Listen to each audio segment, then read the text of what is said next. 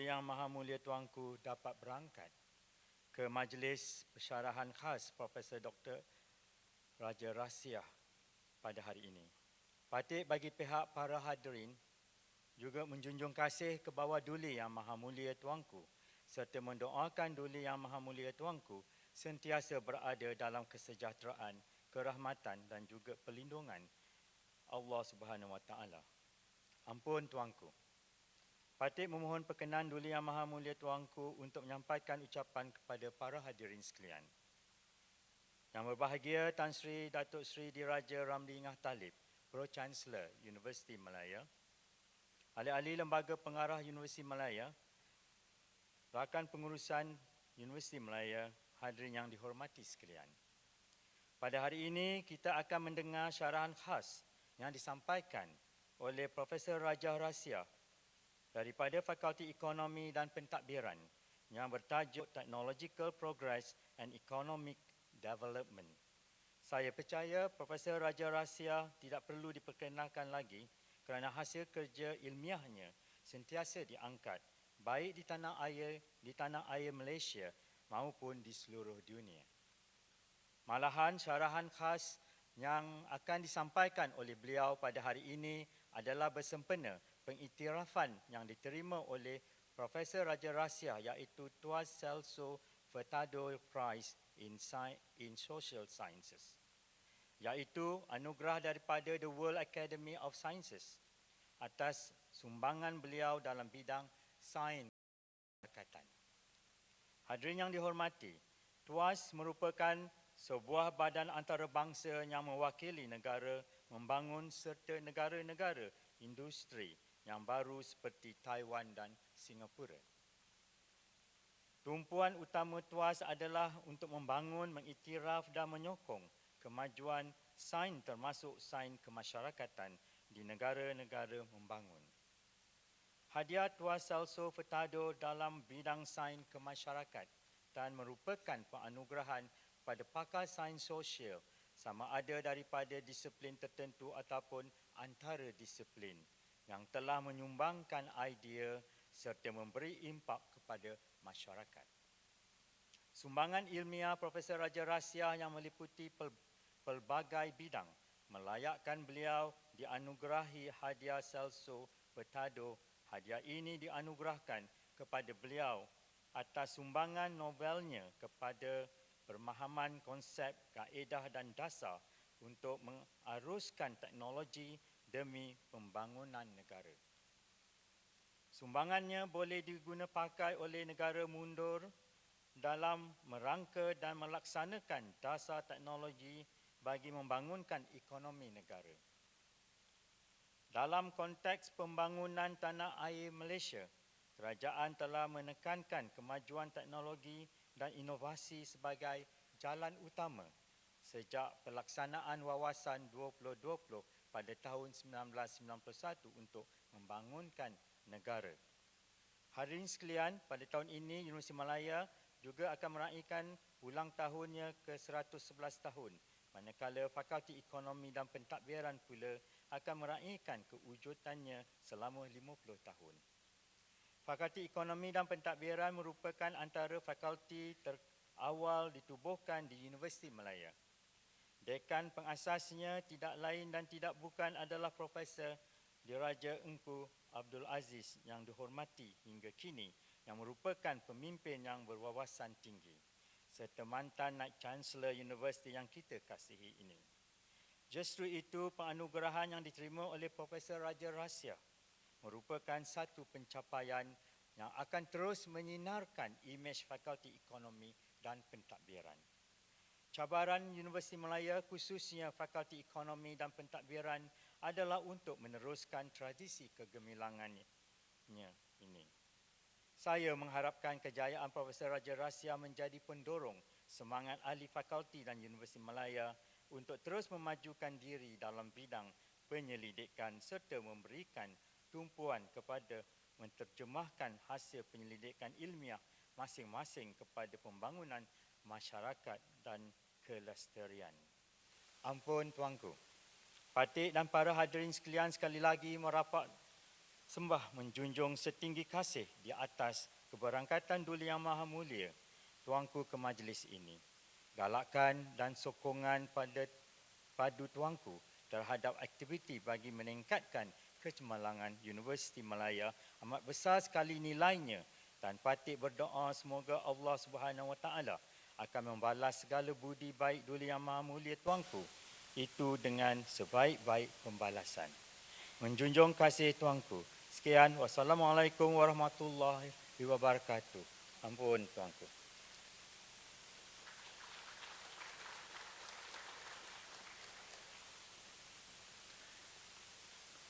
Terima kasih, Datuk.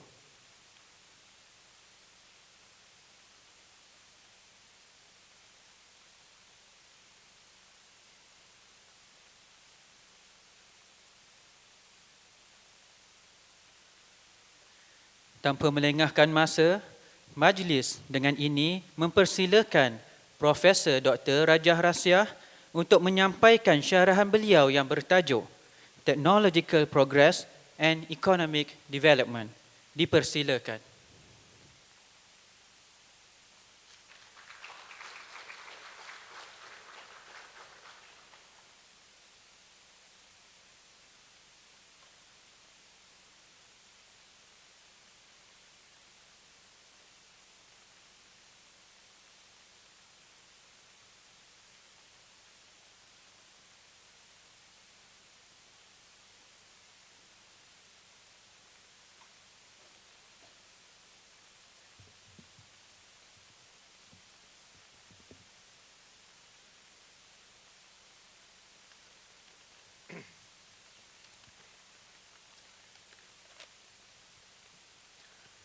Salam sejahtera dan selamat pagi menghadap Duli Yang Maha Mulia Paduka Seri Sultan Perak, Darul Ridwan Sultan Nazrin Muhyiddin Shah Ibni Almarhum Sultan Azlan Muhibbuddin Shah Al-Mafurlah, Chancellor Universiti Malaya. Ampun Tuanku. Yang berbahagia Tan Sri Datuk Sri Diraja Ramlingah Talib, Pro-Chancellor Universiti Malaya dan mantan Menteri Besar Negeri Perak. Yang berbahagia Profesor Datuk Dr. Amin Jalaluddin, Naib Chancellor Universiti Malaya. Yang berusaha Profesor Dr. Nur Azina Ismail, Dekan Fakulti Ekonomi dan Pentadbiran Universiti Malaya. Ahli-ahli lembaga pengarah Universiti Malaya, ahli-ahli pengurusan Universiti Malaya, Tan Sri, Datuk-datuk dan rakan-rakan. Hadirin yang dihormati sekalian, hari ini saya bersyukur dan bertuah kerana dapat menyampaikan syarahan hadiah Celso Furtado yang telah diumumkan pada tahun 2014 tapi dianugerahkan kepada saya pada tahun lalu. Saya mengucapkan ribuan terima kasih kepada yang berbahagia Profesor Datuk Dr. Amin Jalaluddin atas penghuraian terperinci matlamat, kepentingan dan dampak hadiah ini. Patik mohon izin Tuanku untuk meneruskan pembentangan seterusnya dalam bahasa Inggeris. Before I start presenting my lecture, since this is an award that is a lifetime award, it takes care of several different contributions of mine. In one particular area, I think it's important that I explain certain points that I think are important in locating my presentation. Let me mention that I did economics for the first time when I was doing my PhD. I had done a degree in business management for my first degree, and through the attraction of what I would refer to my real mentors, one of whom is here, Tan Sri Kamal, who opened my eyes to philosophy, to question everything that I have learned. It is in that sort of direction that I took to question mainstream work. And I'm sure there are many economists here, some of you may not agree with me, and I'm sure you should keep holding your position, but because I passionately believe in what I've done, and I've actually visited thousands of firms in more than 40 countries, working for the World Bank, UN, and so on, formulating their national policies, and I believe it's for that reason that the World Academy of Science gave me this award. But let me just present my case, and if you have questions, doubts, please. I'm always happy to receive criticisms and so on. But please take the point that in one lecture, one can't expect to explain everything that I may have done. And the focus here is really on technology and how it should be conceived, how it should be measured, and how it should actually be translated into policy, all of which, as I will explain later, would vary with the level of development of a country, the size of a country, the timing government start formulating and at the same time driving progress in these countries. I begin first by saying that mainstream work on the measurement of technology rely on static measures that have left many issues inadequately addressed. I'm sure some of you would know the famous work of Robert Solow. In fact, when he got his Nobel Prize, he accepted that the residue that he was picking up included technical change. It's only when Romer, Lucas among others, who endogenized technology that there was an attempt to say that what was left in the residue was productivity and not a mix of both. The criticism of two-factor, referring to labor and capital, production function-based models were leveled at their static nature. They don't take into account gestation periods of capital, although there are ways in which they can measure depreciation, and unrealistic assumptions of perfect substitution between capital and labor. In fact, the subsequent Nobel laureates like Ronald Coase, Douglas North, who recently passed away, and Oliver Williamson, they made arguments as to explain why you can have specific machinery, you can have specific constructs of technology that would not, say, simply follow what markets say, because markets really relate to a spontaneous reaction to relative prices. So you may need a huge machinery to go and mine oil from the sea. You can't simply because you feel you're a labor abundant country, you just use workers to go and mine oil. That's just to make one point. Capital and labor grows more rapidly than value added in underdeveloped countries compared to developed countries. If you are familiar with the Harrod-Domar model, incremental capital output ratio, because of the fact that resources are underdeveloped, there is a tendency for these governments to actually invest a lot more on those things rather than focus on productivity. Obviously, that would translate into lower productivity levels. Thus, neoclassical approaches are likely to show low TFP growth rates in less developed countries than in more developed economies. Mainstream works also do not treat knowledge as a public good, which is both non-excludable and non-rivalrous, so that its measurement using static models often give misleading results. Let me just give you an example. Knowledge, when is referred to as public good, because once created, you can't exclude it from others, even though you may try excluding it. The cost is the same, and you can keep consuming it. That's a public good as opposed to a public utility. You can confine public utility to people who pay, but not public goods. Another example would be if only we have an ingenious person or firms, a set of firms that come up with capsules that the government is interested in to prevent haze from, say, crossing the Straits of Malacca. Yes, you can then put that on whenever you think there's haze there, you can have immediate rain, which should obviously shield the movement of haze from Sumatra to the peninsula. Everybody benefits from it. Everybody benefits from it. The both people who pay and people who, that's the distinction between a public good and public utility. One should also know that humans have competencies, and they're distinctly different from the way linear models measure them. When you look at countries, and I will explain to you later, they are actually absorbing knowledge and transforming them all the time. They're not copying in a linear sense, in a literal sense, and doing exactly that. That's what you call creative learning. Economies that evolve, as I mentioned subsequently, are economies that creatively absorb knowledge.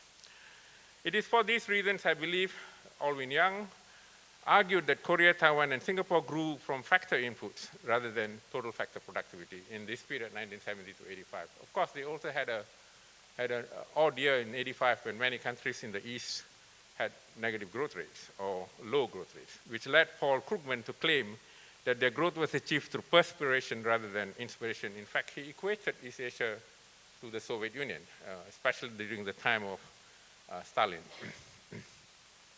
In this lecture, I extend the evolutionary conceptualization of technology, that social organizations drive changes in physical technology, and that it is determined by industry, location, and timing.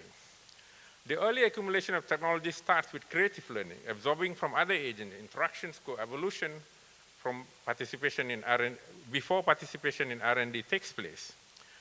It's important to know that, and there's work to show, Schumpeter himself distinguished this, although he glorified the second set of firms that internalize R&D because they stretch the technology frontier, he recognized that entrepreneurs themselves are innovators.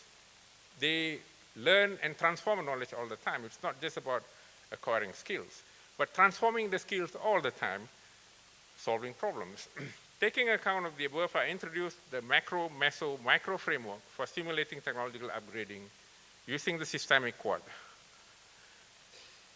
Now, here I would like to mention something about how classical economists conceptualize technology.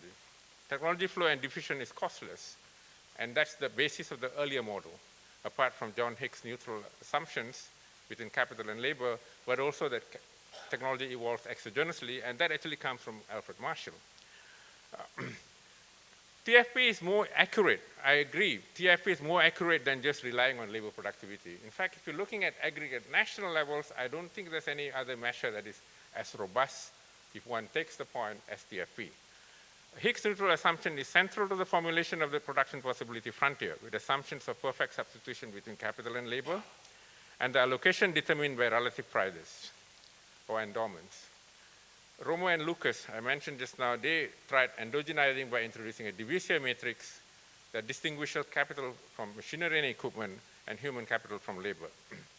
With that sort of an introduction, a diffusion, then most economists would argue that, or rather mainstream economists would argue that the residue captured in that sort of models will indeed represent productivity. Now, this is a typical production possibility frontier. If you assume the John Hicks argument that there's perfect substitution between capital and labor, depending on factor endowments, surely you can be on the same, you can actually be on the same, well, I don't know how to operate this, but you can actually operate in any one of these. Let's talk about K1 and L1. You can be on the same line anywhere around the line and be as efficient. So long as you're on that line. But if you're talking about technological progress in a neoclassical model, you have to really move up to the second line. No, it's okay. Now, why I think, and this again comes from someone who started as a student in mathematics. In fact, that was my best subject before. Once I started going into firms, it's not that there's something wrong with maths, no. In fact, we should all love maths and continue to love maths. It's the way maths is applied to society. That's therein. There are limits to how much we can apply and how we apply them. I think therein I found problems that led to me conceiving different ways of doing things when governments sought my assistance to formulate policies. In fact, the last one I've done is with Timor-Leste. The Deputy Minister will be here for a week. I will say why I brought them to Malaysia other than other countries, because there's something I feel that we've done which is really good. Now, problems of assumptions of perfect substitution between capital and labor. Johannes Kornai himself was from Harvard when he was making this point. Problems of measurement of human capital, machinery, and equipment. How do we measure them? Especially, how do you measure between what we think are embodied capabilities and how humans perform? Now, this is not machinery we're talking about. And from how we perform, and what the latent capabilities are, there is a huge disjuncture. The management of it is not the same. And yet, we actually measure them the way we use when estimating these things. Technology is dynamic. Knowledge embodied is a public good. I already explained just now. Static focus of trade policy. I would include not just the neoclassical guys, but also interventionists. The neoclassical guys assume so long as you deregulate, you lower tariffs to the most 5% ad valorem because people think the customs need to be financed and therefore 5% is allowed. Or you go to 0%. That's the neoclassical way of allowing markets, enabling markets to drive allocation of resources.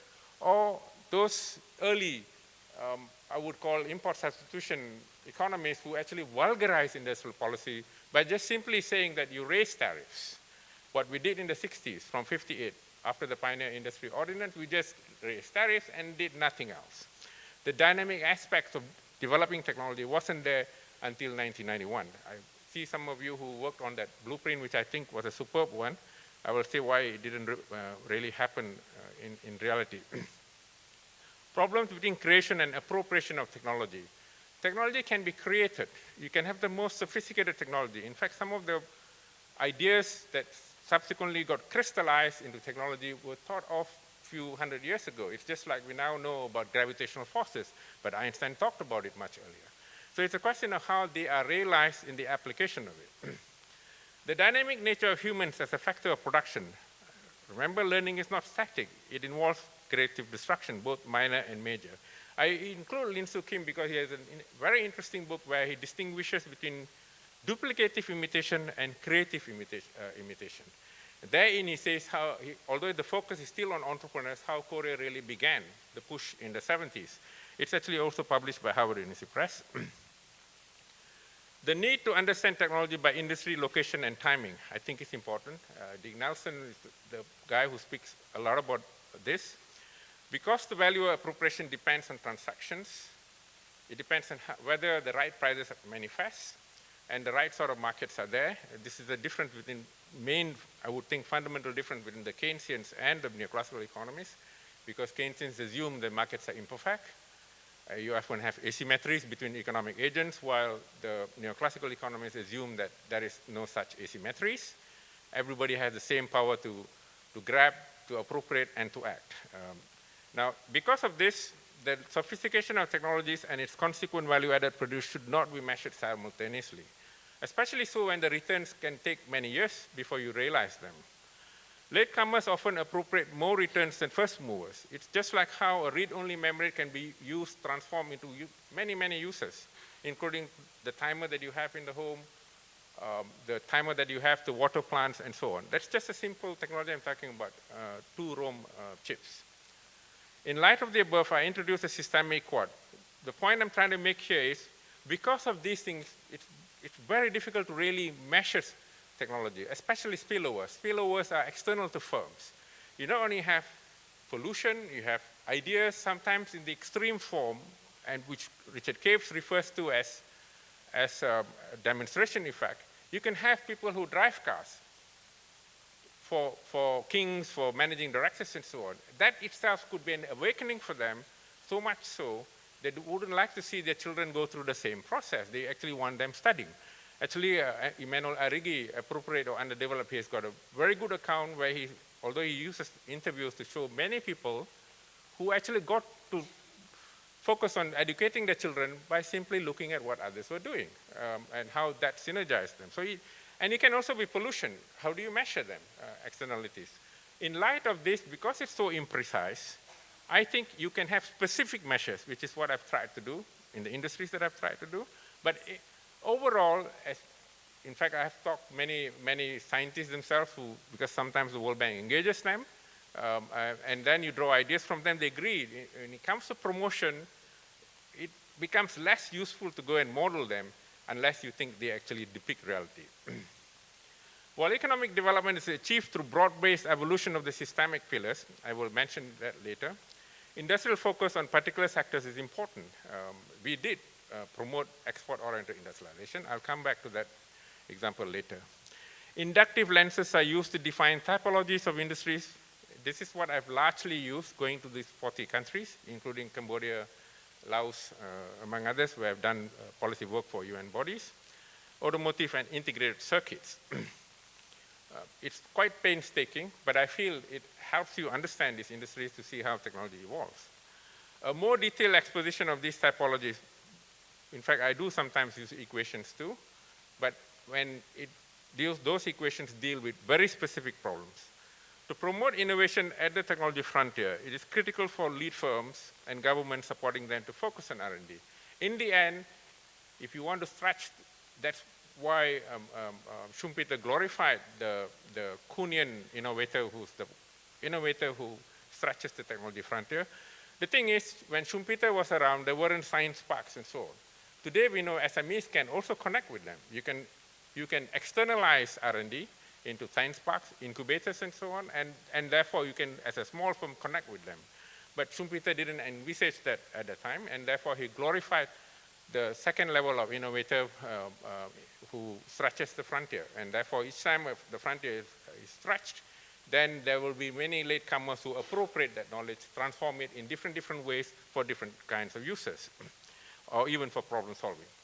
The relationship between GDP per capita, I will show you, this is once you take a logarithm to reduce the fluctuations on both sides, you can take the coefficient as an elasticity. You see that even if you don't like it so much, in fact, if you look at the example of Korea, attempts to see the relationship between investments in R&D, or good, gross expenditure in R&D, divided by GDP,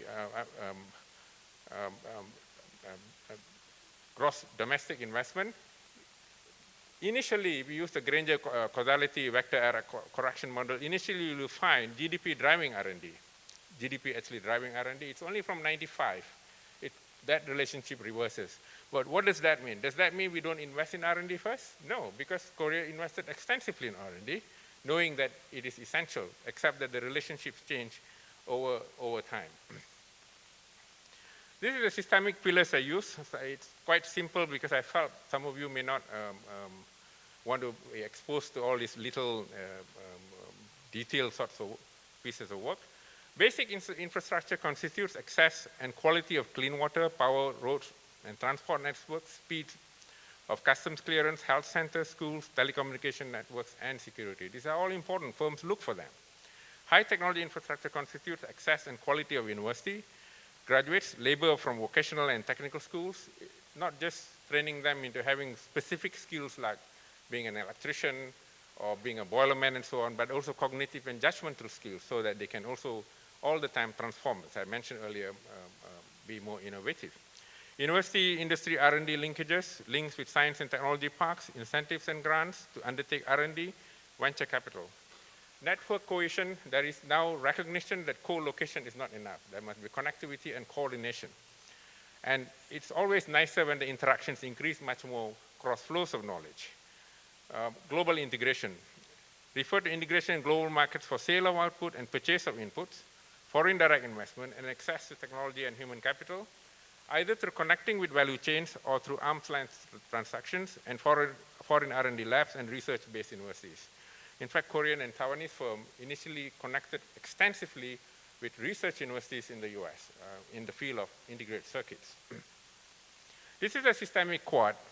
I've left it like the institutions are key here. Institutions as defined by Douglas North are the rules of the game. They can be markets, they can be customs, they can be government laws, they can be actions that firm takes from internal command. Now, these institutions are important, and I take the Nelson sort of view that not all the time markets are the key institution. When it comes to the need to invest in R&D, firms don't normally would do that unless they reach to a certain capacity size. Both Korea and Taiwan, as well as Japan, or even the US. Alexander Hamilton's work, we can come back to that if there are questions on this. I believe these things require simultaneous promotion, and I will use the Malaysian example because this is the audience I'm presenting at, something that I did just for today. Here again, I've generalized quite a bit, but if you're interested, there are some papers of mine that go into detail, very detailed mapping of these things. For the clothing industry, largely because I was doing work for Cambodia, Laos, also Brazil and Mexico, and Nigeria. Automotive firms, Brazil is one of the countries, South Africa, India, Malaysia, most of the Southeast Asian countries, and integrated circuits, Korea, Japan, Taiwan, Malaysia, and so on. I feel this is how I could map in general terms, but you can of course have even more detailed mapping of this if you're interested. Macro, meso, micro policy. Developing countries should focus on stimulating firm-level innovation by promoting the systemic pillars, shown in figure 1. I'll come, earlier I already mentioned that figure, sorry. In Asia, it's per capita GDP is only lower, this is Malaysia, it's only lower than Japan. No, I haven't, no. While the systemic quad has a broad focus to stimulate economic development in particular countries, the specialized needs of clothing, automotive, and IC firms shall be met through specialized emphasis on the systemic pillars. Table 3 shows how governments can systematically promote technological upgrading in these 3 industries that I mentioned just now. Catching up requires creative learning from firms ahead. It's always easier for the cat to look at the king. You don't have to reinvent the wheel. but you have, each time you see how the king is performing. We have, I'm sorry, Bagi Sultan here, but we can have a lead firm performing, but the catching up doesn't require reproducing exactly the same, no. Transforming how their lead firms are doing things. And there must always be domestic accumulation of knowledge, whether it's driven by foreign firms or national firms. The simultaneous promotion of the 4 pillars is vital. And here I created this, the learning phase, the catch-up phase, advanced and frontier phases. The firms, you can't talk about this phase as the phase for any particular country, because sometimes you can have countries where a certain industry is launched at a particular time, for example, 1960. The firms in that industry may already have matured in 1980. Then there may be a need to propel different sets of industries. So it goes through these kinds of things in relation to the systemic quad I presented and which is here. Actually, I also have very detailed measures of what happens in the firm, if you're interested in that, but that's too detailed, I feel. Now let's look at Malaysia. In fact, I put this up. Ampun tuanku, distinguished guests. I put this up for this audience because I'm sure you want to hear my take on Malaysia. Malaysia has done remarkably well to become an upper middle income country. We cannot remove that reality, that performance. In Asia, Malaysia's per capita GDP is only lower than Japan, Singapore, the Republic of Korea, and Taiwan province of China. We use the key comparable industry of integrated circuits because here we can then compare with many countries in East Asia, between Malaysia and the other East Asian emerging economies. Table 4 shows massive trade expansion in integrated circuits. That's to show that this industry is important in all these countries. Let's go to the tables now. Here I've included both imports and exports. And you can see this from the World Trade Organization as a share. What is in the parentheses as a share of world trade? So China is now, in 2010, China accounted for a quarter of the world's trade on integrated circuits, which is the most dynamic element within the electronics industry. Malaysia's share, if you look, has only slightly fallen. It has, of course, fallen, but very slightly as a share. But in terms of the quantum amount, it has grown. Although there has been a distinct shift, though, we have moved more into printed circuit boards, flexible circuit boards, picture TV, and picture tubes, and so on. Here you have IC firms by ownership, national, foreign, in the year 2011. We have 8 national firms in Malaysia, 35 foreign. You will find a distinct reverse in the case of Taiwan and Korea, there where you have more national firms compared to foreign firms. But Malaysia would, in some ways, look very much like Singapore because they also have a lot more foreign firms. Here you see IC firms' value chain stages. I have I'm not sure if the footnote, the note is clear, visible enough. R&D, chip design, supportive R&D. If you're talking about semiconductors, firms that compete require at least to do some sort of R&D, wafer fabrication and assembly and tests. If you look at Malaysian national firms, we have 2 firms participating in this year on wafer fabrication. In fact, one of them already sold to XFab. First Silicon already sold to a foreign firm. We have Silterra Steel. And then assembly and test, we have 6, Kasem, Globetronics, firms like that. Foreign firms, yes, we have. We have chip design 4, but we don't have any frontier R&D in Malaysia done by any of these firms, even though Malaysian government has been giving grants to them from the year 2005. Supportive R&D of 1, this is the entire thing from Gartner and Gartner. We had to buy that data. Wafer fab, we have 5 foreign firms, including Infineon, which is actually doing 8-inch power chips, which is not very sophisticated, but that's the most sophisticated wafer fab we do. And then 25 assembly and test plants. Now you contrast that in terms of local and foreign. The Korean firms, you will find they are fewer in number in relative terms compared to Taiwan because they are large in size. National firms, you'll find 4 frontier R&D. In fact, in memories, Samsung shapes the frontier. In fact, the Huang, who was the former CEO who transformed Moore's law in memories from 24 months, halving of the minimum line weight and doubling of capacity to 12 months. Likewise, in TSMC is the lead firm on logic chips. So you can see that as far as that sort of sophistication is concerned, Korea and Taiwan, which were poorer than Malaysia, have gone higher. But we'll come back to that. But Malaysia has remained much more sophisticated than Vietnam, Indonesia, Philippines, and Thailand. Here, ICs filed in order to avoid double counting and to use the most sophisticated measure of IC. I use the US Patent Office. You'll find at least towards the end, if you see 2006 to 2011, even though Malaysia has got foreign firms taking up 270 patents, in some sense, at least it's about half of Singapore's. But you also have Singapore national firms like Awago is one example of a Singaporean firm that's taking patents. It's way higher than Malaysia, but what is incredible is what South Korea and Taiwan have done. They are into thousands of patents in the US. Now, to explain this, we've done really well against some countries, but we need some catching up against other countries. We have to accept that we have excellent global integration.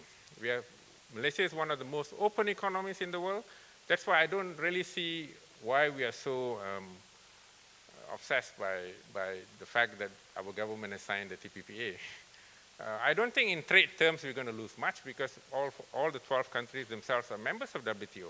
And on merchandise trade, there is nothing different. It's only on government procurement, multilateral agreement on trade, and multilateral agreement in investment, and then the last one is general agreement on trade and services, where the WTO hasn't conclusively defined these things, where these areas come. But I'll get to that if you have questions.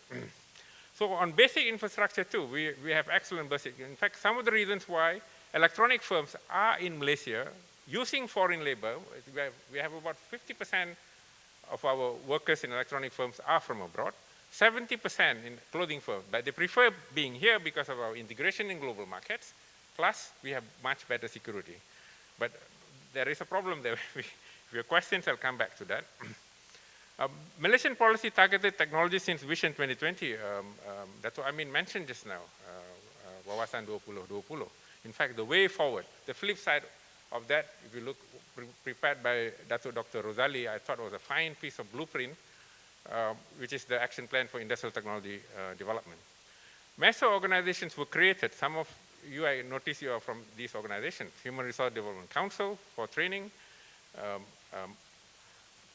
Malaysian Technology Development Corporation, we corporatized MIMOS, Malaysian Institute of Microelectronic Systems, we have MDAC, Malaysia Science Super Corridor, and MITE, Malaysia Industry Government High Tech.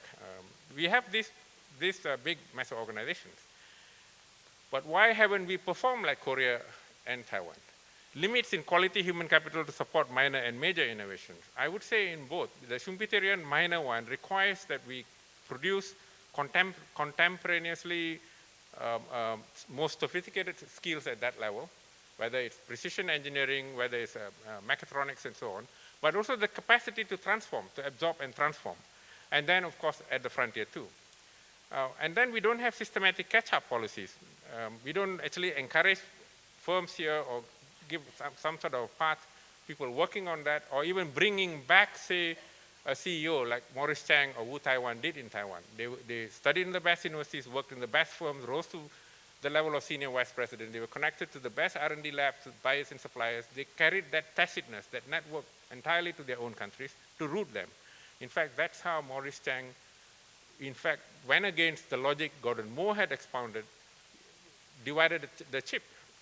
Taiwanese firms just, many of them only fabricate chips without brand names, and they're world class. Lack of tacit and experiential knowledge embodied. I would think we should have brought Loh Kin Wah. He was the CEO of Kimonda. Did we bring these kind of guys to run our firms? Maybe Johan American, the Talent Corp chairman, can say that. Incentive and grant mismatch. I think one of the things, in fact, I would like, if we can redo, we need to vet before we give, seriously vet to see that exposed performance reflects the ex-ante assessment of it. There must be an appraisal so that, in fact, all countries that grew had made all sorts of mistakes. The Chinese used to say groping for stones in a river. I learned that from my student from China. when you're starting from the bottom, you make a lot of mistakes, but you see that those mistakes are not repeated. Chalmers Johnson's work on Japan shows that very clearly. So that is really important so that we don't repeat those mistakes. And we need to appraise, we can't continue to grease the firms if they're not performing. So I think we need to strengthen catch-up governance. I come to that, Ampun Tuanku, distinguished guests, to the end of my lecture. This lecture started with a critique of static mainstream exposition of technology. By that, I'm not saying that you can't use what they are doing, no. But if you're talking about policy, they don't say much. But they're still the most sophisticated, though, in aggregate measurement of technology and so on. TFP is still, to me, the most sophisticated measure of it. Institutional change is key in transforming the systemic pillars to support technological upgrading. I use 3 industries in the real sense when I gave the lecture in Vietnam, but I focus on ICs because of Malaysia. In doing so, I offered a framework that governments can use to create, promote, and monitor to stimulate technological upgrading. The systemic quad recognizes the imprecise nature of measuring technology and spillover, so as to offer a simple way for governments and business organizations to stimulate technological upgrading in firms by focusing on the 4 critical pillars of basic infrastructure, high technology infrastructure, network cohesion, and global integration that firms require to move to the globe's technology frontier. Ampun Tuanku, thank you.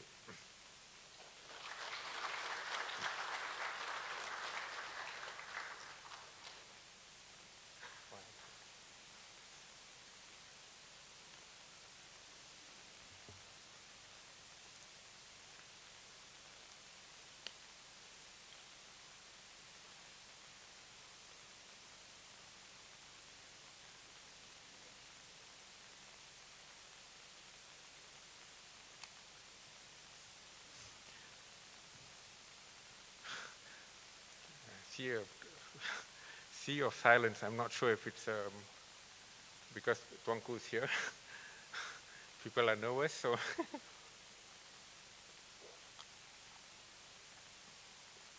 I think you should not be shy. I don't Baginda Sultan from 2003. He was such a nice person.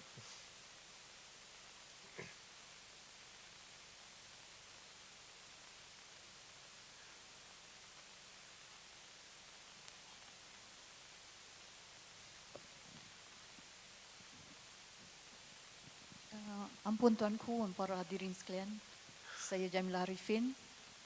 I would just like, in fact, congratulations for the lecture today, and I'm most pleased that you concentrated also on the electronics industry because that's the book that Professor Kamal Saleh, you and I are planning to do to look at industrialization in Malaysia and the way forward.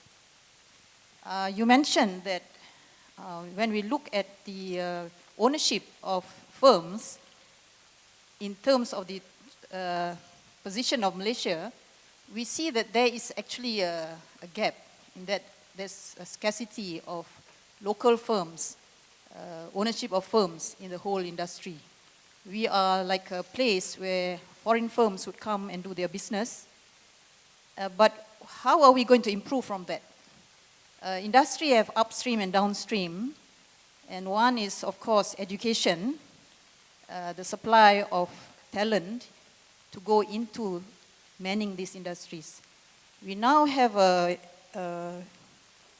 public announcement that we are taking more foreign labor. So can you explain how we can improve the situation by increasing the ownership of Malaysian firms other than just privatizing the institutions for the electronic industry? Thank you. Thank you, Datin. Let me first mention that if you look at the structure of industry now, we have really gone down or declined in the field of integrated circuits. There is a tendency for firms to relocate to Vietnam or even Chengdu in China, simply because integrated circuits have become so sophisticated, highly capital intensive. In fact, the workers that you studied, Datin, in the 80s and 70s, they're no longer necessary. All those rudimentary skills that they carried, like dexterity, no longer necessary because of the kind of sophistication that has diffused into these industries. But what we are seeing here is a massive expansion, explosion into even lower value-added industries like printed circuit boards, flexible circuit boards, picture tubes. These are industries that should, I think, go to countries with huge amount of surplus labor. They are here, and I'm talking about national firms, a lot of national firms. In fact, I did a last survey with 228 national firms. In fact, they are not all, that's not the whole population of electronic firms, but quite a sizable number. Now, they are hiring a whole lot of foreigners because they cannot compete for national workers who wouldn't want to compete for that sort of wages. They are here because we provide much better security and excellent basic infrastructure, and also because we are connected to global markets.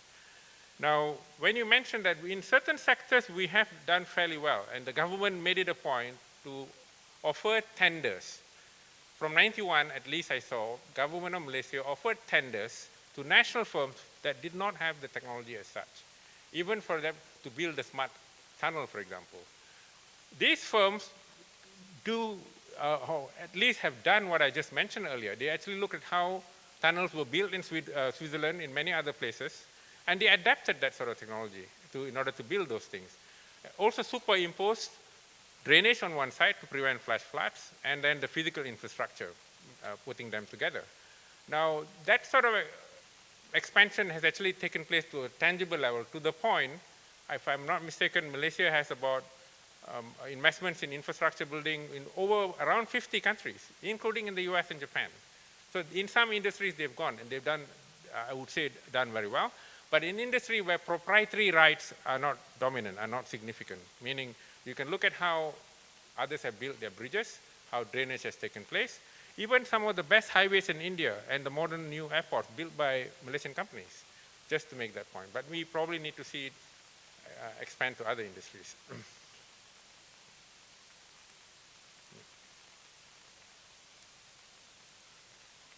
Good morning to our Malaysian Perak Sultan, and I'm honored to be here to listen some of the interesting lecture from a professor. I'm impressed from your presentation, like you discussed about the technological change in the ICT sectors.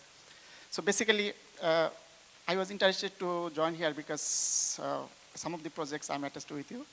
I feel that I should learn something from your given lecture. So basically, I'm modeler. So my question can be a little bit technical, and I'm sorry for that, but I think Professor can explain to you in details in the explanation. So if we consider the technological progress in the modeling system, so basically, if we start from the solo model, that from the new classical model to new classical model, so we basically follow the production process, labor and capital, and the shift and share parameter in the capital and also labor productivity. So I'm not thinking about that. That is well-established model, and the Solo got the Nobel Prize, so there is no doubt that the model is superb, even though some criticism there, basically from the Profesor criticism that these Solo models, we have some limitations in the labor and capital productivity, and also here the capital output ratio can be up to 1. But my question is that if we consider the ICT sector, we are not looking for the overall Malaysian production.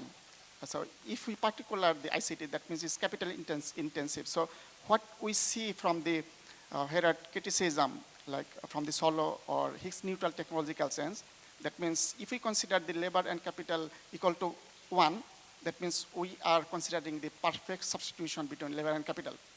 But according to Herod model, if we are able to maximize our capital output ratio and also labor capital output ratio from more than 1, that means even though if it is capital intensive, then obviously we should have the capital savings module inside the model. So my question is here that if we consider the ICT sector, and Malaysia is dependent on the foreign labor, obviously, as we are concerned about the capital output ratio, and even though you consider that Malaysian per capita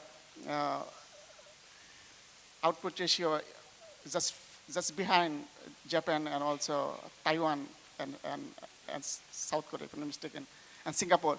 So my question is that if we follow the Herod model, and if we able to reach more than one of the capital output ratio from the Higgs or the Solomon model, then obviously we can reduce the capital intensive concern in Malaysia, because obviously Malaysia is using foreign labor. So Prof, what is your understanding, and also how we can solve that kind of criticism from the Herod model after the solo growth development? Thank you. I don't know. I thought that it's important that I had that to explain. I'm not sure if I understood your question really well. We do CGE modeling, computable general equilibrium, but we do it by tampering with the assumptions. We don't take, I know some of your students work on the Higgs neutral assumptions, which makes it very easy, but you can tamper with it. Just like we introduce a carbon tax, and it goes through the whole economy through the input-output table. So you can do that sort of tampering. I have nothing against the idea of using that. It's how you use that. I just mentioned to you, I'm all for mathematics. It's easy for me as a distinction student before. But how you use it matters. And what I'm saying here is, it's just like, I believe, and in fact that is the case, Solo came up with an ingenious way to show that labor productivity is a misleading measure of productivity, because you can have countries that are only becoming more and more capital intensive with no increment in productivity. Only the factor endowments change, you understand, with prices, and therefore they are just changing from one end to another in the production possibility frontier that I used just now. You understand, in the one, rather than the frontier itself moving up. So that to me is ingenious, and he was demonstrating that point, except that in his original model, both the 56 constant return to scale model as well as the increasing return to scale, he did not distinguish the model by endogenizing technology, something that Paul Romer and Bob Lucas and subsequently many others have done. You understand? The point I'm trying to make here is, such a model doesn't really tell you about gestation periods for different sorts of capital unless you compute them very well, and more often than not, it is not done properly. That is why, if you look at Alwyn Young's earlier publication in the Quarterly Journal of Economics, which was apart from the one in European Economic Review, which Krugman used to throw cold water into the success of East Asia, they actually show TFP growth rates as well as the technical level of TFP for Korea, Taiwan, Singapore, really low, extremely low, and therefore he said these countries have been growing through excessive focus on factor inputs. But the same table carries TFP growth rates for Pakistan, for Botswana, and for Egypt. They all have much higher growth rates. The only problem I felt with that is he should have recommended countries to follow them rather than following the other countries, because they have much higher growth rates. You understand? So therein, it's already clear. Now, the point I am trying to bring out here is, when you are focusing on technology, in fact, if you look at Nathan Rosenberg used to be the chairman of the Silicon Technology Park for a long time. He's an economist. He's an Oxford-trained economist. But he was the chairman, talking to all sorts of scientists. And that's how they managed the evolution of Silicon Valley as an open innovation system, and how, for example, the Bayh-Dole Act came. Bayh-Dole Act refers to the conscious need to hold certain patents in universities so that that patent will be a public good. It can be used by many others. If it's owned by a firm, then nobody else can use it. In fact, Apple, Steve Jobs, benefited from that because he was able to access it without having to pay colossal amount of fees. Now, I'm trying to make the point that you have to understand technology differently if you want to promote it. But if you want to measure it, for the sake of measuring on a national level, I think, as I said earlier, I think it is still the best available. It's still the best available. But if you're going to the ground to tell how firms should function, those things don't give you much. But we are doing some sort of modeling, that's true, but we are tampering with the models though. It's just like, I think we are working, Tan Sri Kamal and me did the Envisioning Malaysia in 2050 project for the government of Malaysia, how we see Malaysia to be to replace Vision 2020. Now there we are looking at countries above. That in itself would tell you that we're not taking the natural input-output structure of Malaysia and allowing it to grow. No, we are superimposing, looking to catch up. And you are part of that modeling. Thank you. Yes. Ampun Tuanku and distinguished guests, Prof. Rajah. The current global economic system, in my opinion, comes from two broad databases, one of which is deterministic and systematic, and the other which is volatile and sometimes bordering on chaos. Now, the current technological theories that exist are drawn on technological pathways that were carved over the past 100 years and in a system that was more deterministic than it is today. As the subset of variables move towards randomness and as economic systems become more and more unpredictable, how do we adapt economic theorizing, technological progress, and match it to development in the face not just of real shifts, there are intellectual shifts, digital shifts, and how do we best brace ourselves for this new global onslaught? Thank you very much. Thank you for the question. I'm not sure if you have opened up a debate that goes back to I remember listening to the debate between James Tobin and John Kenneth Galbraith, these two guys with Bob Lucas and Milton Friedman. One side arguing completely for markets, recognizing that there are problems with imperfections and so on. This one side says you open up more and more so the markets function that much better. And this side says it's impossible, you can't possibly do that. Asymmetries and imperfections will continue to, for example, the labor market when you're dealing with the Phillips curve. Now, my own feeling is if you can take the inconsistencies, the disturbances, the turbulence that you always get, then you are ready. Even firms, sometimes problems start in a random way. They don't anticipate that. But if they are much more careful in terms of how they anticipate these things, they are at least ready to work towards having solutions. Let me just mention that both Bob Lucas in 2004 and Bernanke, when the former Fed chief of the US, they mentioned that we don't have to worry anymore about crisis anymore. The world has learned enough. And there are no more of these seriously hardcore communist states. So we shouldn't have any more crises. The thing is, Bob Lucas, at least he said that in 2004. 2007, early 2007, Bernanke mentioned it, but the US imploded, the subprime mortgage crisis. So we have to be ready for these things. I don't want to get into the details because of the time, but I think if one is planning, and I know this in detail because I've actually even taken Khazanah officials to Taiwan, one of my favorite examples, opened up labs and so on to tell them and talk to those guys who built them. From the year 1974, the E3s were created, until 2000, there was state intervention to promote the catching up of firms to the frontier. It's only then the state started withdrawing. Same with Korea. Korea used a different sort of format, internalized with huge conglomerates, but it had the same desired effect in many of these companies, except that corporate governance would change as firms evolve. If you don't monitor them, they can become corrupt. Part of the reasons why Korea imploded in 1997-98, the crisis that they had. But that is also enforced by the US because the Plaza Accord in 1985 forced many companies to float their currencies and also privatize the banks. Korean banks were completely state-owned until 85. So firms, banks from Korea was borrowing from the US because they were gaining money through the appreciation of the won.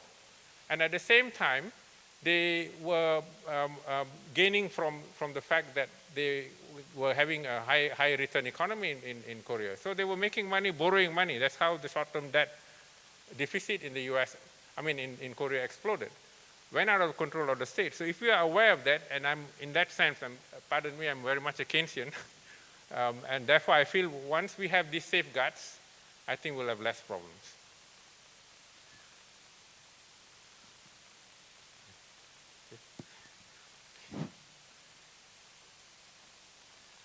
Thank you and good morning. For me also, it's a very great honor and pleasure to be here. I am the first Counselor Economic Iran Embassy, and I would like to raise a question.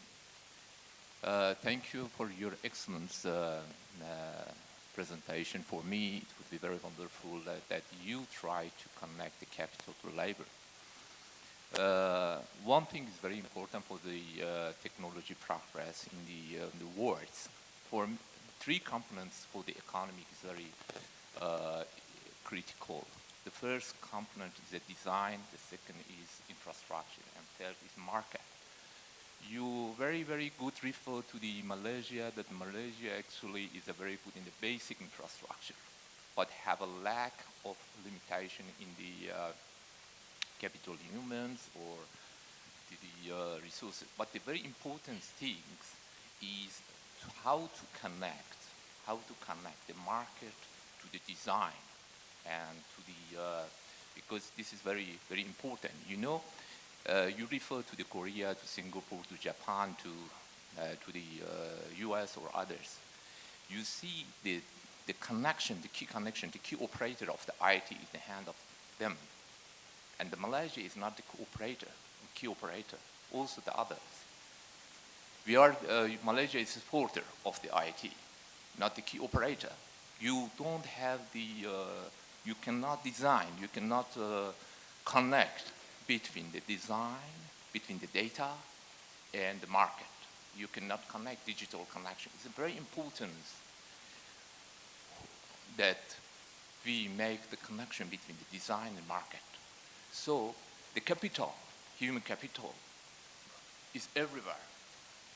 We in my view as economics, if we would like to rely on ourselves and we ourselves and we think that our country have to develop, we need to be to develop to connect between the human capital ourselves, not we rely to the data that we received from the other country.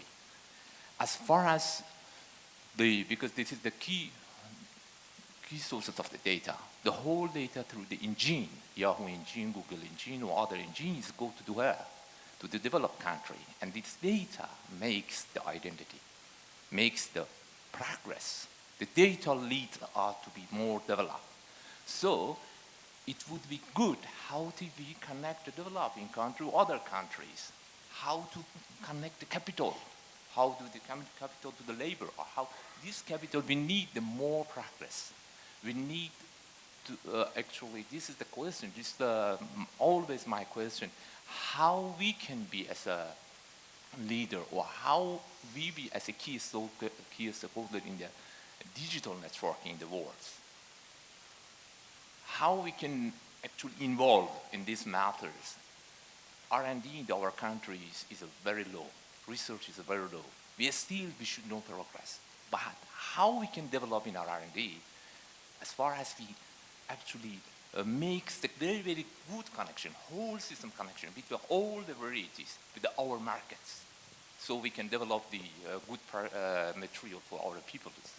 This is what things. But your model is as a primary model, as a basic model, is very interesting, and you are going to the very good literature and framework. Thank you very much. Thank you. What I can say is that we have quite, in fact, I have at least tried to produce quite detailed ways of catching up. The diagram I used just now, I'm sorry the slide's not there. At level 4, designing becomes important in all three sets of industries I was talking about, but they are also distinctly different. For example, if you look at semiconductors, and Dr. Zawawi is there, he knows a lot more than me on this. You need an ecosystem. You create an anchor in the wafer fab plant, which is extremely expensive, but you won't appropriate any much innovation unless you have chip designers. You need to have designers around, and the fixed cost is all burnt into wafer fab. This is one of the problems Siltara is facing. They don't have that sort of people. You have hundreds of them around each wafer plant in Taiwan. Now that's, again, it's a bit different, but one cannot say it's just there, because my argument even goes that much deeper, because when countries start, the question is whether you borrow from abroad or you finance through resources. My own country, Malaysia, is lucky in the sense that, although some would argue otherwise, targeting the Dutch disease or resource curse, because when you have lots of resources, you tend to be stupendous, and then you tend to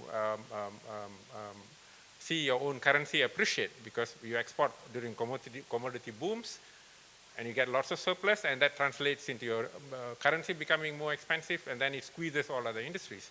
I don't want to deviate from that, but except to make a point, a very poor country like Korea, not just focus on that. Different people did different things. And of course one can do that, and we can have lots of discussion on this, but Korea was also poor. It was a poor country. A lot of them say that because of geopolitical factors, the US financed Korea. Yes, Korea, do you know, during the Korean War, so many millions of Koreans died. Korea had a per capita income lower than Malaysia's until 1979. And then it grew a bit. And then Park Chung-hee was killed in 1980. 79, 80, it had a dip. And then since then, Korea's per capita income has just shot up. Now, let me say the financial situation in the early 70s. The Korean government lent money. It lent money to all these preferred chaebols at very low interest rates. In contrast to what Mackinnon Shaw had this financial repression argument. They claim that because the black market rates were so high, the high interest rates sterilized the entrepreneurial market. That means you make sure that only those guys who can have high internal rates of return got to invest, and that's because of what normal economists tend to do. They don't go and learn the firm. They stay in the Eiffel Tower and learn this. And yet, the Korean state, and Danny Roderick puts that out very well, penalized the savers, gave them very low interest rates, but gave all this high subsidized credit to these firms. And we in Malaysia do that too, but in Korea they have very stringent standards to follow. If you don't follow, in fact, Park Chung-hee sent even his own relatives to jail. That sort of abuse was not allowed by him. In fact, he was so ruthless, his bodyguard killed him. Now, just to make the point, and here you have a country that evolved that way. Roderick talks about capital accumulation as the basis of Korea's early emergence. Yes, that's the early part. Most of it grows through that, and in fact, China is following that. Designing becomes a point that normally state planners don't get into. They get these designers to map, meaning it's just like what I was saying about Maurice Chang and Wu Tai Yuan. They map, they anticipate, because one of them was a senior vice president in Texas Instruments, the other one was in IBM. They studied in both Stanford and UC Berkeley, and then they were connected to labs and so on. So they were able to conceive. They took charge of the catch-up. You need that sort of tacitness. And they also know about the fact that you need to have all these designers. In fact, there are some Malaysian firms doing very well there, doing designing. Thank you. Thank you, Dr. Ampun Tuanku. I have one question. In your slide, you mentioned about incentive or grant mismatch, and also the importance of vetting, monitoring, and also evaluation. Yeah. Just thinking out loud on the ground level, where these technologies that came in is very new and latest one. How do you, vet something that is new? Even the ground level officer in some agencies, maybe MIDA or MOSTI, they don't have this latest information, technology, knowledge, know-how about this. And how do we improve in terms of vetting and also monitoring? Thank you. Thank you. Actually, I was invited by a former minister to join EPU. I'm second myself there. The only problem I had was they wanted me to be totally committed there. No research here. I always saw myself as a researcher and not even a politician. I think that's one area where Baginda Sultan agrees with me. I didn't fit in that sort of an environment. I would have loved to help, but they wanted me completely there. Now, let me mention that I was in a committee that decided on whether to accept Kimonda's application to start a 12-inch wafer plant here. I was very supportive of it because the only one we have even now is only 8-inch wafer. It was like the most sophisticated that Singapore has got. They require two things. One, capital upfront. In fact, all frontier wafer fab plants across the world, they get upfront capital. In fact, the advanced micro devices used to be in Germany, their fab plants, currently owned by Global Foundries. Mubadala Corporation has bought all these plants when the financial crisis struck the US. Some of the plants went to New York because the governor gave that much of capital upfront. But it's not just giving them capital, but you're making sure, leveraging them, squeezing them to make sure your own staff are trained. And that upgrading is actually taking place. We don't have that sort of thing. Now, the Japanese, the Korean, Taiwanese learned. They learned by making mistakes, but they made sure those mistakes were not repeated. Now, this is the point I'm trying to say. We should have started that when the Industrial Coordination Act was promulgated in 1975. We started the Technology Transfer Unit. In Korea, Taiwan and Japan, it was always from the multinational to the national firm. Here, we didn't do that. Of course, there are some things we did in an extremely nice way, but these are things I think we should go back and relook. We can do it. They are not rocket science sort of things. So when you mention about it, in fact, I did take a Kadana delegation to Taiwan, and because I had done some work with the director of E3, that published with them, they were even willing to do so many different things. Just like the way Timor-Leste guys are coming here, I'm bringing the minister to learn from us. And so that sort of thing can be done. It's not that it cannot be done.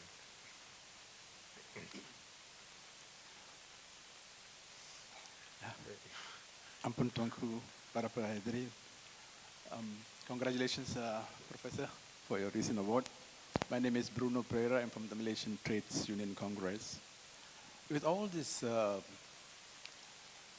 technology and economic development, my question is, how is that going to affect the wages of the workers? Bearing in mind that before the implementation of the minimum wage, which MTUC was fighting for the last 20, 30 years, finally we got it.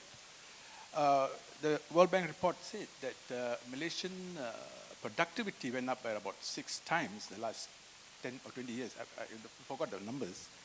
But the workers' wages went up only by 2%. In contrast to that of, say, emerging economies, at that time was South Korea, Taiwan, even Singapore. Wages compared to Malaysia, we are far, far behind. Now you come to China for that matter.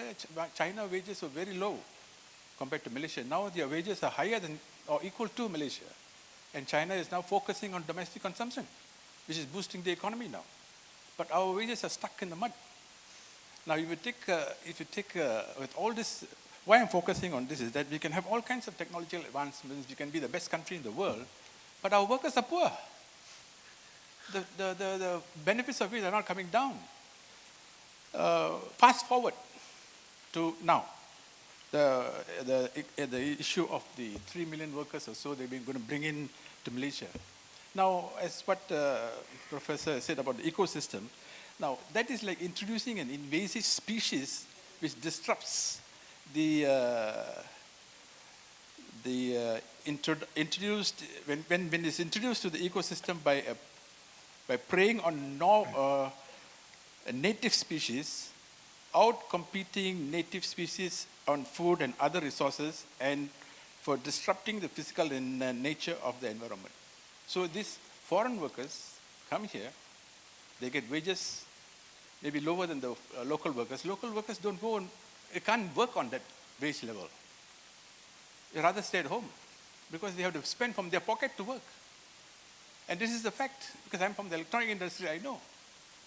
They ask for their parents for the bus fare because the wages is not enough. So I tell them, you better stay at home, jaga anak. It's better that way. And some of them took the advice and tell me, yes, you're right. So how far are we going to go on like this when they're introducing this invasive kind of employment in Malaysia, when we are neglecting our local workers? Thank you. Actually, I did mention just now that we are seeing a transition in the electronics industry from fairly higher value added to a lower value added set of activities. From microchips, we're moving to printed circuit boards, picture tubes, flexible boards, and so on. Now, I remember reading Tan Sri Kamal's report, human development report he produced for UNDP. He said the share of wages in value added had declined to 20%. And this is a concern the Americans are also raising. That's why they are very concerned about multinationals relocating abroad and not wanting to pay taxes. Now, if one takes the argument, which is what Ford Motors guy, Gerald Ford, took, not the former deputy president, he made the point that if you don't pay the right sort of wages, you won't get the real skilled men, the real productive guys. It works both ways, efficiency-based wages on one side, performance-based wages on the other side. Firms tend to take this way and say, where's your performance if you want me to give bonuses? While those arguing this side, which is James Tobin, John Kenneth Galbraith, and so on, they make the point, unless you motivate the worker with more physiological needs, Herzberg and Maslow, you don't expect the guy to perform. Now, this is two sides of the same economy. Now, I'm of the sort that we need to revamp, if we can, our technical training institutes. Because I remember giving this speech. I wrote the strategic chapter for Iskandar Development Region first. I don't know what transpired after that for Kadana in 2005. I found, talking to Pusat Gad Merah, talking to IKIM and all these people, they were being exposed to quite outmoded skills. Of course, when I spoke to the headmaster, they say you can't introduce precision engineering, all these latest more comparative skills, because they may not be able to grasp. I had a completely different view in the sense that the young brain is, you can never know what the young brain can do. The worst brain to have is a brand new brain. Brain is the only one, the more you use, the better it will become. The only resource. And I was mentioning about creative imitation, you creatively transform. Now, I think this needs to be taken into account. And becoming a developed country is about value added. GDP is value added. So if you don't raise wages, value added is constituted by wages and profits. If you don't raise these wages, and you were talking about consumption, you sounded very much like a Keynesian economist. Trade union is not bad, I think. But I think we need to address these things too. I feel you need to address. The thing is, we have a tendency that the moment you say you want to raise wages, firms don't like. I think they should sit together like the way the Singaporeans have done. Singapore doesn't have a minimum wage, by the way. It had in the 80s, it scrapped it, but it has a powerful union, National Trade Union Congress, that works as an important partner in the tripartite negotiations. So Singaporean wages have gone up. I agree with you, Korean and Taiwanese wages also have gone up. In fact, Korean wages have gone up very rapidly despite the fact that a worker burnt himself in 1973 in protest at that time against Park Chung-hee's policies to keep wages low. So I think I would really very much appreciate this, but we must see that we transform how we produce our labor force. And then in that sense, I think our government announced, I don't know whether they are implementing though, a levy on foreign labor. Maybe the right signal to give.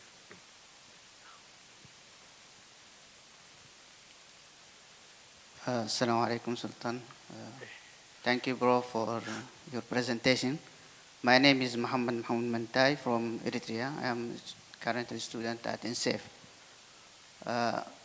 When I received the email of the invitation, I was curious that this topic, your presentation will answer the question that I have. There is established theory that says that economic growth, that means translate development is, and the equity as they have inverse relationship. That means if you want growth and development, that means you have to allocate the capital on the hands of the few, and that means there will be growth. But if you want equity and sustainable development, you have to shift the other way around. And I think now some countries are adopting this one. My question is how technological progress will cause the equal distribution, I mean equity, at the same time development. At the end, we need all countries' ultimate goal is sustainable development. Thank you. I think you've raised an old theory that I learned from Tan Sri Kamal as an undergraduate in his elective course about the stages of economic growth by Walt Whitney Rostow. 1960. It was actually a book that the Americans financed. It was supposed to be the non-communist manifesto. But I don't think many people are following that. That argument is such that they believe that you have preconditions to take off, then you have a take off, you have a big push and a mass consumption. That required somewhat like what Kuznets himself mentions about the inverted U-shaped curve. It's not that Kuznets believed in that as a theory, but his subsequent followers ended up picking it up and making it into a theory. While Kuznets worked on longitudinal data sets, those other guys mainly did cross-sectional work. And today we know that that curve doesn't exist anymore. If you look at the work of Atkinson, among others, and Sudiranan. But now coming back to your point, that theory at that time was quite persuasive in the sense that they believe countries are poor, capital is scarce, therefore you need to polarize, concentrate capital in the hands of the so-called entrepreneurs, who will then accumulate, they build firms, they stimulate technological catch-up, although that language didn't exist in their vocab, and then governments and tax and then redistribute them. In other words, it's a condition that the poor, the parents must die for the future of the children. But I think not many people follow that now. They're more advanced. I remember, I think even our own government in the 80s were talking about creating all these millionaires and billionaires. I think so. But I don't think that's the right way to go, if you ask me. That's not the right way to go.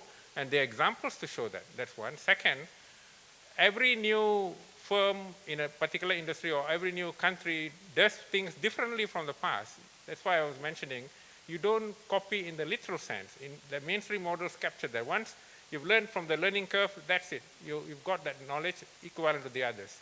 It doesn't work that way. You're always changing that set of knowledge and doing things differently to take account of the turbulence that you see, the new environment, and at the same time things that are generating new kinds of products and services. If you understand that sort of thing, then, but you must also take cognizance of the fact only the brain can think. Unlike the past, in fact, I did this field work as a research assistant when I was a tutor and student of Tan Sri Kamal. We used to visit the firms. What Datin Jamila was mentioning, you go through the microscope, workers are glued to those machines without using their heads. Supervisors used to be there breathing by their necks because productivity meant that the worker can't go to the toilet. The poor Aminah or Mina who may have come from Kro or Baling would not be allowed even to go to the washroom because that means reducing productivity. But certainly those things have completely changed.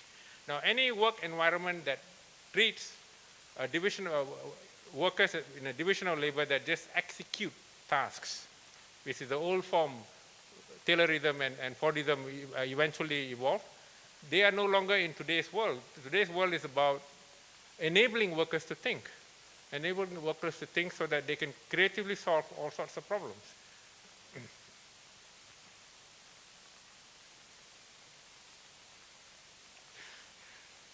Should we?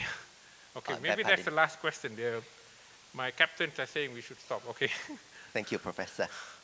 Professor, in the recent World Economic Forum in January, it was introduced this concept, the fourth industrial revolution, that described certain technological advances like artificial intelligence, such as self-driving cars, big data analytics that is helping to make decisions in complex financial markets, and advanced manufacturing, such as 3D printing and automation.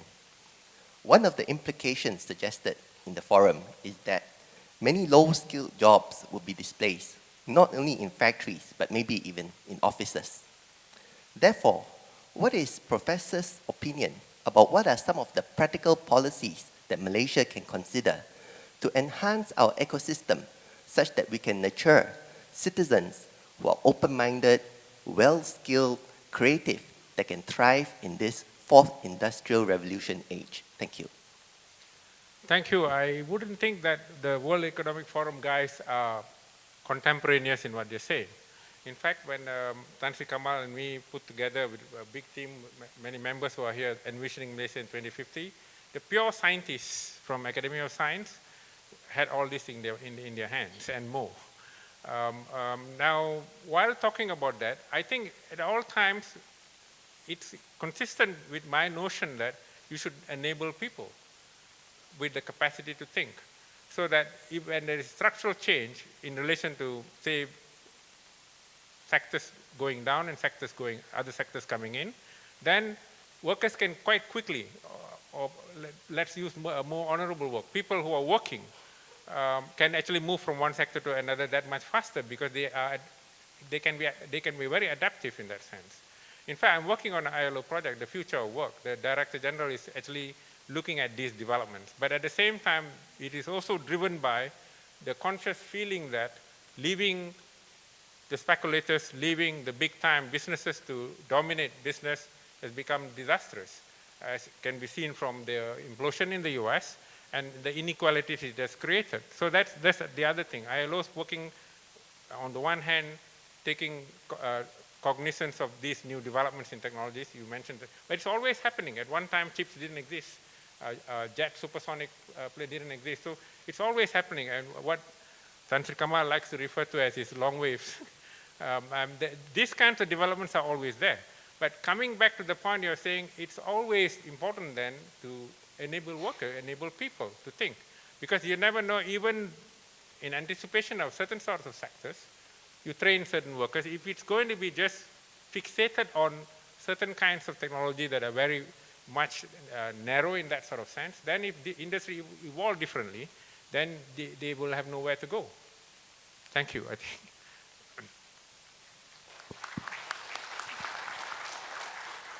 Ampun tuanku.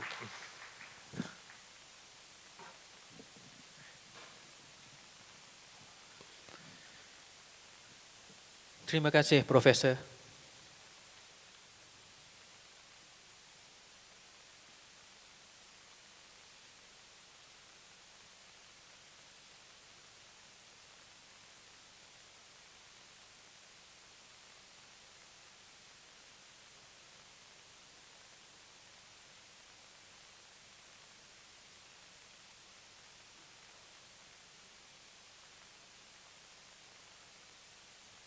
Ampun tuanku, demikianlah berakhirnya majlis syarahan khas oleh Profesor Dr. Rajah Rasiah pada hari ini.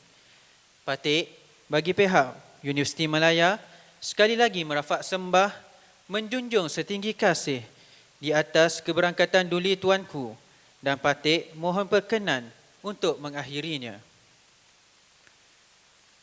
Mengumumkan keberangkatan Duli Yang Maha Mulia Paduka Seri Sultan Perak Darul Rizwan Sultan Nazrin Muizzuddin Shah Ibni Almarhum Sultan Azlan Muhibbuddin Shah Al-Maghfurlah.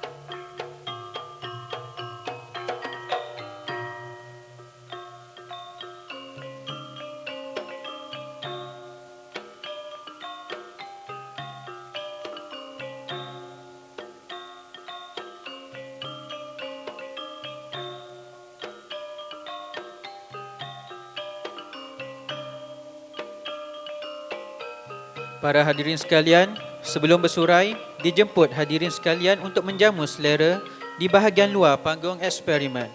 Sekian, terima kasih.